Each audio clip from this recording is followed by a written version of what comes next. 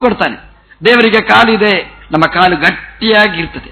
ದೇವರಿಗೆ ಕಣ್ಣಿದೆ ಅಂತ ಉಪಾಸನೆ ಮಾಡಿ ನಮಗೂ ಕಣ್ಣು ಕೊನೆಯ ತನಕ ಚೆನ್ನಾಗಿ ಉಳಿತದೆ. ದೇವರಿಗೆ ಕಿವಿ ಇದೆ ಅಂತ ಅನುಸಂಧಾನ ಮಾಡಿ ದೇವರಿಗೆ ಅಂತ ಕೇಳುತ್ತೀರಿ ಸುಮ್ಮನೆ ಅಂತ ಹೇಳಿದ್ರೆ ನಮ್ಮ ಕಿವಿಯೇ ಕೇಳಿಸುವುದಿಲ್ಲ, ಕೊನೆಗೆ ಅಂತ ಬಾಯಲ್ಲಿ ಕೇಳಬೇಕಾಗತ್ತೆ. ದೇವರಿಗೆ ಅಂಗ ಕಲ್ಯ ಇದೆ ಅಂತ ನಾವು ಉಪಾಸನೆ ಮಾಡಿದರೆ ತಮ್ಮ ಯಥಾಯಥ ಉಪಾಸತೆ ಅದೆಲ್ಲವನ್ನೂ ನಮಗೆ ಭಗವಂತ ಅನುಗ್ರಹಿಸ್ತಾನೆ. ಈ ಉಪಾಸನೆಯ ಮುಖ ರಾಯರಿಗೆ ಚೆನ್ನಾಗಿ ಗೊತ್ತಿತ್ತು, ಅದರಲ್ಲಿ ಶ್ರದ್ಧೆ ಇತ್ತು, ಶಾಸ್ತ್ರದ ಜ್ಞಾನ ಇತ್ತು. ಅವರು ಭಗವಂತನನ್ನು ಪ್ರತ್ಯಕ್ಷ ಕಂಡವರು, ಅಪರೋಕ್ಷೀಕೃತ ಶ್ರೀಶರು. ಹಾಗಾಗಿ ಭಗವಂತನನ್ನು ಭವ್ಯ ಸ್ವರೂಪ ಅಂತ ಉಪಾಸನೆ ಮಾಡಿದ್ರು. ಅದರ ಫಲಶ್ರುತಿಯಾಗಿ ಅವರ ಸ್ವರೂಪ ಭವ್ಯವಾಗಿತ್ತು. ಎಷ್ಟು ಭವ್ಯ ಅಂತಂದ್ರೆ ಕೈ, ಕಾಲು, ಕಣ್ಣು, ಮೂಗು ಯಾವುದೂ ಮುರಿಯುವುದಿಲ್ಲ, ಅಷ್ಟೇ ಅಲ್ಲ, ನಾಶ ಆಗುವುದಿಲ್ಲ, ಅಷ್ಟೇ ಅಲ್ಲ, ಎಲ್ಲಿ ಬೇಕಾದರೂ ಧಾವಿಸುವ ಶಕ್ತಿ. ಭಗವಂತನ ಸ್ವರೂಪ ಭವ್ಯ ಅಂತ ಉಪಾಸನೆ ಮಾಡಿದ್ದಕ್ಕೆ, ಭಗವಂತನ ಅಂಗ ಸೌಷ್ಠವ ಉಪಾಸನೆ ಮಾಡಿದ್ದಕ್ಕೆ ಭಗವಂತ ಅವರಿಗೆ ಎಂತ ಅನುಗ್ರಹ ಮಾಡಿದ ಅಂತಂದ್ರೆ, ಮಂತ್ರಾಲಯದಲ್ಲಿದ್ದ ರಾಯರನಿಗೆ ನೀನು ತಿರುವಳ್ಳರಿಗೆ ಹೋಗುವಂತ ಅಲ್ಲಿವರೆಗೆ ಶಕ್ತಿಯನ್ನು ಕೊಟ್ಟ. ಅಲ್ಲಿಂದ ಇಲ್ಲಿವರೆಗೆ ಸಪ್ತಾಹಕ್ಕೆ ರಾಯರು ಓಡಿ ಬರಬೇಕಾಗಿದ್ರೆ ಅವರ ಕಾಲು ಎಷ್ಟು ಗಟ್ಟಿಯಾಗಿರ್ಬೇಕು ಅಂತ ಚಿಂತನೆ ಮಾಡಿ, ಅದು ಯಾವುದರ ಫಲ ಅಂತಂದ್ರೆ ಭಗವಂತನ ಅಂಗ ಸಾಕಲ್ಯವನ್ನು ಉಪಾಸನೆ ಮಾಡಿದ್ದರದು ಫಲ. ದೇವರಿಗೆ ಕಾಲೇ ಇಲ್ಲ ಅಂತಂದ್ರೆ ರಾಯರ ಮಠದ ಮುಂಭಾಗದಲ್ಲಿ ಬಟ್ಟೆ ಬಿಡಿಸಿ ಕೊಡ್ಬೇಕು, ಕಾಲಿಲ್ಲ ಅಂತ ಭಿಕ್ಷೆ ಬೇಡಬೇಕಷ್ಟೇ. ಹಾಗಾಗಿ ದೇವರಿಗೆ ಎಲ್ಲ ಇದೆ ಅಂತ ಉಪಾಸನೆ ಮಾಡಿದರೆ ಎಲ್ಲವನ್ನೂ ಕೊಡ್ತಾನೆ.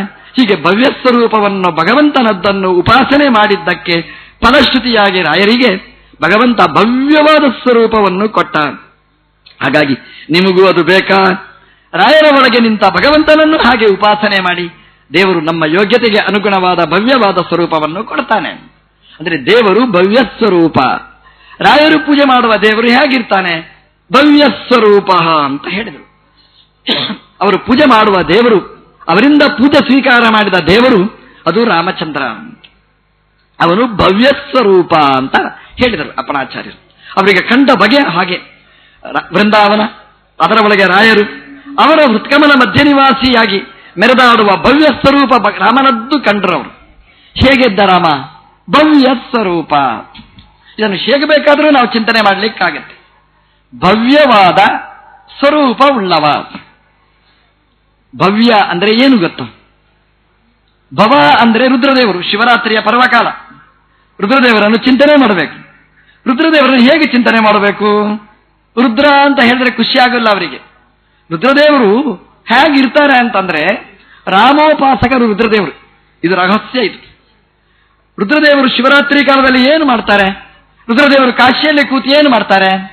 ತನ್ನ ಪಕ್ಕದಲ್ಲಿ ತನ್ನ ಪ್ರಿಯ ಮಡದಿಯಾದ ಪಾರ್ವತೀ ದೇವಿಯರನ್ನು ತನ್ನ ತೊಡೆಯಲ್ಲಿ ಕೂಡಿಸಿ ರುದ್ರದೇವರು ಅವಳ ಕಿವಿಯಲ್ಲಿ ಹೇಳ್ತಾರಂತೆ, ಶ್ರೀರಾಮ ರಾಮ ರಾಮೇತಿ ರಮೇ ರಾಮೇ ಮನೋರಮೆ ಸಹಸ್ರನಾಮತಃ ತುಲ್ಯಂ ರಾಮನಾಮ ವರಾನನೆ ಅಂತ ಹೇಳ್ತಾರಂತೆ.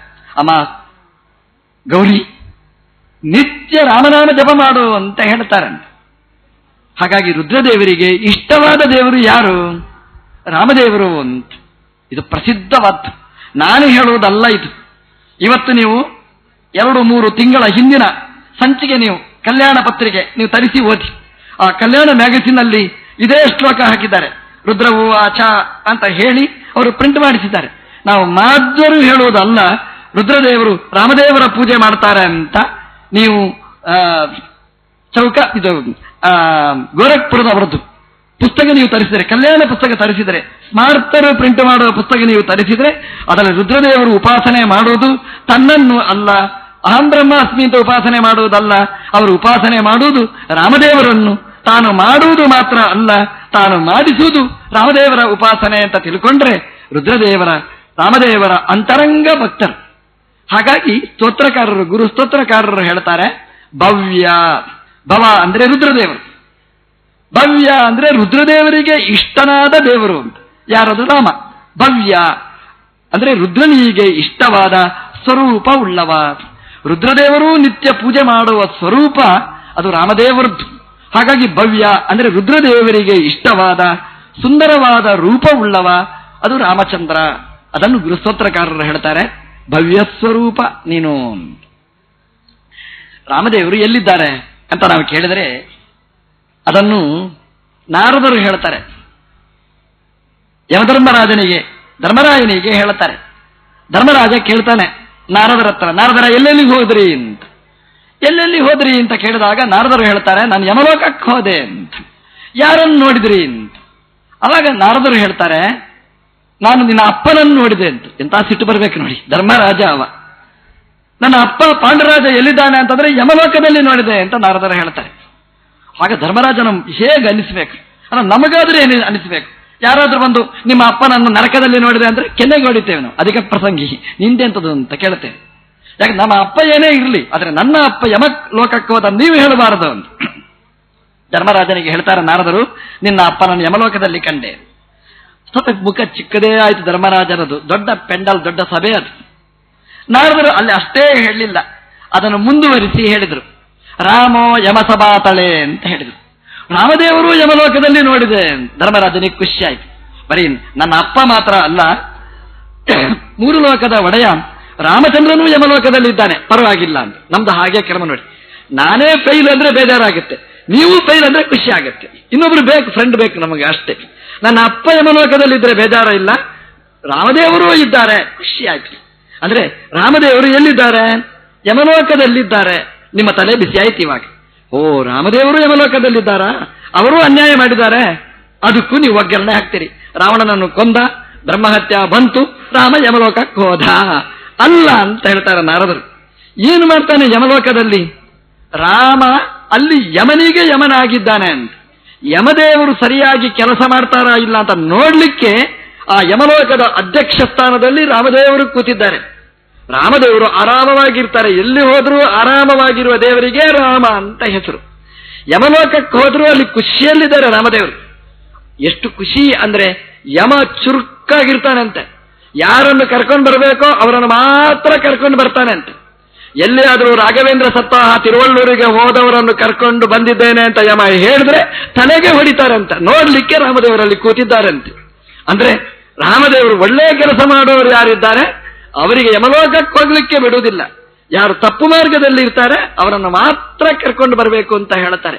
ಹಾಗಾಗಿ ಯಮ ಮೃತ್ಯುರುಧಾವತಿ ಪಂಚಮ ಇತಿ, ಅಲ್ಲಿ ಯಮದೇವರು ಓಡ್ತಾ ಇರ್ತಾರಂತೆ. ಯಾಕೆ ಓಡ್ತಾ ಇರ್ತಾರೆ ಅಂತಂದ್ರೆ ಬಾಸ್ ಇದ್ರೆ ಅಲ್ಲಿದ್ದವರೆಲ್ಲ ಚುರುಕಾಗಿರ್ತಾರೆ ಕೆಲಸ ಮಾಡುವವರು. ಯಜಮಾನ ಇಲ್ಲ ಅಂತಂದ್ರೆ ಎಲ್ಲರೂ ನಿದ್ರೆ ಮಾಡೋರೆ. ಯಜಮಾನ ಬಾಸ್ ಇರ್ತಾನೆ ಅಂತಂದ್ರೆ ಎಲ್ಲರೂ ತಮ್ಮ ತಮ್ಮ ಕಾರ್ಯಗಳನ್ನು ನಿರ್ವಹಣೆ ಚೆನ್ನಾಗಿ ಮಾಡ್ತಾರೆ. ರಾಮದೇವರು ಯಮಲೋಕದಲ್ಲಿ ಇದ್ದದ್ದಕ್ಕೆ ಯಮ ತನ್ನ ಕರ್ತವ್ಯವನ್ನು ಚೆನ್ನಾಗಿ ನಿರ್ವಹಣೆ ಮಾಡ್ತಾನೆ ಅಂತ. ಭವ್ಯಸ್ವರೂಪ ಅಂದ್ರೆ ಅದರ್ಥ. ಭವ ಅಂದ್ರೆ ಸಂಸಾರಿಗಳಿಗೆ ಶಿಕ್ಷೆ ಕೊಡುವ ಯಮನಿಗೆ ಭವ ಅಂತ ಹೆಸರು. ಭವ್ಯ ಅಂದ್ರೆ ಯಮನಿಂದ ಉಪಾಸಿತನಾದ, ಯಮನಿಂದ ಪೂಜ್ಯವಾದ ಸ್ವರೂಪ. ಭವ್ಯ ಸ್ವರೂಪ, ಯಮನಿಗೆ ಇಷ್ಟವಾದ ಸ್ವರೂಪವುಳ್ಳವ. ನಾವು ಯಮನಿಗೆ ಭಯಪಡಬೇಕಾಗಿಲ್ಲ.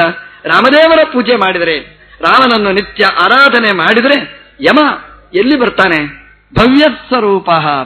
ರಾಯರ ಒಳಗೆ ರಾಮನನ್ನು ನಾವು ಆರಾಧನೆ ಮಾಡುವಾಗ ಭವ್ಯ ಸ್ವರೂಪ ಅಂತ ನಾವು ಚಿಂತನೆ ಮಾಡಿದರೆ ಯಮ ನಮ್ಮ ಹತ್ತಿರಕ್ಕೆ ಬರುವುದಿಲ್ಲ. ಅದಕ್ಕೆ ರಾಘವೇಂದ್ರ ಸಪ್ತಾಹದಲ್ಲಿ ಭಾಗವಹಿಸಬೇಕು ಅಂತ ಹಿರಿಯರು ಹೇಳೋದು. ಭವ್ಯ ಸ್ವರೂಪ ಅಂತಂದ್ರೆ ರಾಮನ ಬಗ್ಗೆ ಇನ್ನೊಂದು ಚಿಂತನೆ ಇದೆ. ಏನದು? ಭವ್ಯ ಸ್ವರೂಪ. ಇದು ರಾಮದೇವರ ಪ್ರಮುಖವಾದ ಅವತಾರ ಕಾರ್ಯಗಳಲ್ಲಿ ಒಂದು. ರಾಮನ ವೈಭವ ಕೊನೆಗೆ ನೋಡ್ಬೇಕು ನಾವು ಪರಂಧಾಮಕ್ಕೆ ತೆರಳುವಾಗ. ಆ ವೈಭವ ಯಾವ ಅವತಾರದಲ್ಲಿಯೂ ಇಲ್ಲ. ಕೃಷ್ಣದೇವರು ದ್ವಾರಕೆಯಿಂದ ಗುಟ್ಟಾಗಿ ಪ್ರವಾಸ ಮಾಡಿ ಅಲ್ಲೇ ಯಾರಿಗೂ ಗೊತ್ತಿಲ್ಲದಿದ್ದಾಗೆ ಪರಂಧಾಮಕ್ಕೆ ತೆರಳಿದ್ರು. ರಾಮದೇವರು ಹಾಗಲ್ಲ, ಗುಟ್ಟಾಗಿ ತೆರಳಲೇ ಇಲ್ಲ. ರಾಮದೇವರದ್ದು ಎಲ್ಲ ಹಾಗೇನೆ, ಅವ್ರದ್ದು ಕಪ್ಪು ಲೆಕ್ಕ ಅಲ್ಲ, ಎಲ್ಲ ಬಿಳಿ ಲೆಕ್ಕಗಳೇ. ಹಾಗಾಗಿ ಇಡೀ ಅವತಾರ ಕಾರ್ಯಗಳೇ ಹಾಗೆ, ಆರಂಭದಿಂದ ಕೊನೆಯ ತನಕನೂ ಹಾಗೇನೆ. ರಾಮಚಂದ್ರ 11,000 ವರ್ಷ, ಭಾಗವತದ ಲೆಕ್ಕ ಪ್ರಕಾರ 13 ಅಬ್ಧ ಸಹಸ್ರಂ, 13,000 ವರ್ಷಗಳ ತನಕ, ಎರಡೂ ಒಂದೇ, ಅದು ಆಚಾರ್ಯರು ನಿರ್ಣಯ ಮಾಡಿದ್ದಾರೆ. 13,000 ವರ್ಷಗಳ ತನಕ ಒಳ್ಳೆಯ ರಾಮರಾಜ್ಯವನ್ನು ಕೊಟ್ಟ ಭಗವಂತ ತಾನು ಪರಂಧಾಮಕ್ಕೆ ತೆರಳಬೇಕು. ಅದೂ ರುದ್ರದೇವರ ಅವತಾರರಾದ ದೂರ್ವಾಸರ ಪ್ರಾರ್ಥನೆ. ದುರ್ವಾಸರು ಬಂದಾಗ ರುದ್ರದೇವರು ಪ್ರಾರ್ಥನೆ ಮಾಡಿದಾಗ ರಾಮಚಂದ್ರ ಪರಂಧಾಮಕ್ಕೆ ತೆರಳುವ ಸಂಕಲ್ಪ ಮಾಡ್ತಾನೆ. ಗುಟ್ಟಾಗಿ ತೆರಳುವುದಿಲ್ಲ, ಎಲ್ಲ ಕಡೆ ಘೋಷಣೆ ಮಾಡಿದ್ದಾನಂತೆ. ಅದು ಟಿವಿಯಲ್ಲಿ ಅನೌನ್ಸ್ಮೆಂಟ್ ಮಾಡಿದ್ದಾನಂತೆ. ರಾಮಚಂದ್ರ ಪರಂಧಾಮಕ್ಕೆ ತೆರಳುತ್ತಾನೆ, ಇದೇ ಶರೀರದಿಂದ ತೆರಳುತ್ತಾನೆ ಅಂತ. ಬಣ್ಣ ಬದಲಾಯಿಸಿ ವೇಷ ಬದಲಾಯಿಸಿ ಹೋಗುವುದಲ್ಲ, ಇದೇ ರೂಪದಿಂದ ಹೋಗ್ತಾನೆ ಅಂತ. ಕೆಲವರಿಗೆ ಡೌಟ್, ಎಲ್ಲಿ ಹೋಗ್ತಾನೋ ಏನೋ, ಹೇಗೆ ಹೋಗ್ತಾನೋ ಏನೋ ಅಂತ. ಅದಕ್ಕೆ ರಾಮದೇವರು ಅನೌನ್ಸ್ಮೆಂಟ್ ಮಾಡಿದರಂತೆ, ಯಾರ್ಯಾರು ಬರ್ತೀರಿ ಎಲ್ಲ ಬನ್ನಿ, ಸಮಾಯಾತ ಸಮಾಯಾತ ಏ ಮೋಕ್ಷ ಪದೇಚ್ಛವ. ಯಾರ್ಯಾರಿಗೆ ಮೋಕ್ಷ, ಮೋಕ್ಷ ಅಂತಂದ್ರೆ ಆನಂದ ಬೇಕು, ಪ್ರಾಬ್ಲಮ್ ಸಾಲ್ವ್ ಆಗಬೇಕು, ಯಾವ ಕಷ್ಟಗಳೂ ಇರಬಾರದು, ಅನಿಷ್ಟನೇ ಇರಬಾರದು, ಇಷ್ಟನೇ ಸಿಗಬೇಕು. ಇದನ್ನು ಯಾರ್ಯಾರು ನೀವು ಬಯಸ್ತೀರಿ, ಸಮಾಯಾತ ಸಮಾಯಾತ ಎಲ್ಲ ನನ್ನೊಟ್ಟಿಗೆ ಬನ್ನಿ, ಯಾರು ದೂರ ಹರಿಯುವುದು ಬೇಡ, ಎಲ್ಲ ಬನ್ನಿ ಅಂತ ಘಂಟಾಘೋಷವಾಗಿ ರಾಮದೇವರು ಹೇಳಿದರಂತೆ. ಯಾರು ಹೇಳ್ತಾರ್ರಿ? ನಾವು ಊಟಕ್ಕೆ ಹೋಗುವಾಗ ಗುಟ್ಟಲ್ಲಿ ಹೋಗಿ ಊಟ ಮಾಡಿ ಬರ್ತೇವೆ, ಇನ್ನು ಮೋಕ್ಷಕ್ಕೆ ಹೋಗುವಾಗ ಕರಿತೇವ? ಖಂಡಿತ ಇರುವುದಿಲ್ಲ. ಎಲ್ಲಾದ್ರೂ ಕಷ್ಟ ಇದ್ರೆ ಬನ್ನಿ ಅಂತ ಕರೀತೇವೆ, ಇಷ್ಟ ಇದ್ರೆ ಗುಟ್ಟಲ್ಲಿ ಮುಗಿಸಿಕೊಂಡು ನಾವು ಬರ್ತೇವೆ. ಆದರೆ ರಾಮದೇವರು ಹಾಗಲ್ಲ ನೋಡಿ. ಮೋಕ್ಷದಂತಹ ಸುಖಮಯವಾದ ಲೋಕಕ್ಕೆ ಹೋಗುವಾಗ ಇಡೀ ಪ್ರಪಂಚದಲ್ಲಿ ಘೋಷಣೆ ಮಾಡಿಕೊಂಡು ಹೋಗಿದ್ದಾರಂತೆ, ಯಾರ್ಯಾರು ಬರ್ತೀರಿ ಬನ್ನಿ ಅಂತ. ಬಂದ ಸಜ್ಜನರನ್ನೆಲ್ಲ ರಾಮದೇವರು ತನ್ನ ಜೊತೆಗೆ ಕರ್ಕೊಂಡು ಹೋಗಿ ಅವರಿಗೆ ಒಳ್ಳೆಯ ಸುಖವನ್ನು ಕರುಣಿಸಿದ ದೇವರು ಅದು ರಾಮಚಂದ್ರ ಅಂತ. ರಾಮ ಅಂದ್ರೆ ಅದರ ಅರ್ಥ ರಮಯತಿ ಇತಿ ರಾಮ, ಆನಂದವನ್ನು ಉಣಿಸುವವ ಅಂತ ಅರ್ಥ. ಅದರ ಅರ್ಥ ಕಷ್ಟವನ್ನು ಪರಿಹಾರ ಮಾಡುವವ ಅಂತ ಅರ್ಥ. ರಾಮ ಅಂದ್ರೆ ಏನು? ಅದಕ್ಕೆ ಎರಡು ಅರ್ಥ ಅಂತೆ. ರಾಮ ಅಂದ್ರೆ ಕಷ್ಟವನ್ನು ಪರಿಹಾರ ಮಾಡುವವ, ರಾಮ ಅಂದ್ರೆ ಇಷ್ಟವನ್ನು ಕೊಡುವವ, ಎರಡು ಅರ್ಥ ಅಂತೆ. ಆಪದಾಂ ಅಪಹರ್ತಾರಂ ದಾತಾರಂ ಸರ್ವ ಸಂಪದಾಂ. ಆಪತ್ತನ್ನು ಪರಿಹಾರ ಮಾಡುವವನಿಗೆ ರಾಮ ಅಂತ ಹೇಳ್ತಾರೆ, ಸಂಪತ್ತನ್ನು ಕೊಡುವವನಿಗೆ ರಾಮ ಅಂತ ಹೇಳ್ತಾರೆ. ರಾಮನ ಹತ್ರ ಕೈ ಮುಗಿದ್ರೆ ಸಾಕು, ಕಷ್ಟಗಳೆಲ್ಲ ಪರಿಹಾರ ಆಗ್ತದೆ.